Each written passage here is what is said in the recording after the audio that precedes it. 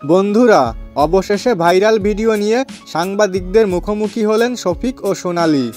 আর এই সাংবাদিক সম্মেলনে এমন কিছু তথ্য উঠে এসেছে যেটা জানলে আপনারাও চমকে যাবেন। তাই পুরো ঘটনাটি জানতে ভিডিওটি না টেনে প্রথম থেকে শেষ পর্যন্ত দেখতে থাকুন। সাংবাদিকদের প্রশ্নের জবাবে সোনালী বলেন, আমি ঘর থেকে বের হতে পারছি না। আমাদের পাড়া থেকে আমাকে বলেছে এই মেয়ে যেন আর ঘরে না ফেরে। এই ভিডিওটি আমার একান্তই পার্সোনাল একটা ভিডিও ছিল, যেটা আমাদের ফোন থেকে আমাদের কাছের বন্ধু রুবেল চুরি করে নিয়েছিল। তারপর দীর্ঘদিন আমাদের ব্ল্যাকমেল করে।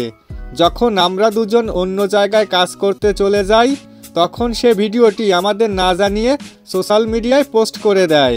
আমি তো কখনো চিন্তাই করতে পারিনি রুবেল এই ভিডিওটি পোস্ট করবে।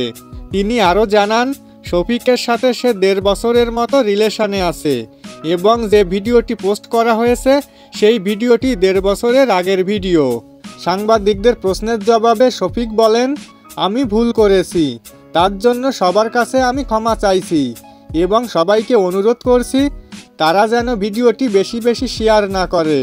আর আপনাদের ফোনে যদি ভিডিওটি থাকে তাহলে অবশ্যই ডিলিট করে দেন।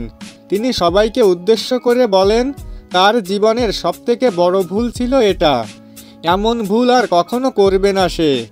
তারপর তিনি বলেন, রুবেল কিন্তু তাদের সাথে অন্যায় করেছে। রুবেলের সাথে কাজ না করায় এবং যোগাযোগ বন্ধ করার কারণে তাদের অনেক দিন ধরে ব্ল্যাকমেল করতে থাকে এবং শেষ পর্যন্ত তাদের না জানিয়ে এই ভিডিওটি সোশ্যাল মিডিয়ায় পোস্ট করে দেয়। তাই আমরা অবশ্যই তার বিরুদ্ধে আইনি ব্যবস্থা নিব। তো বন্ধুরা, আপনাদের এই বিষয়ে কি মতামত?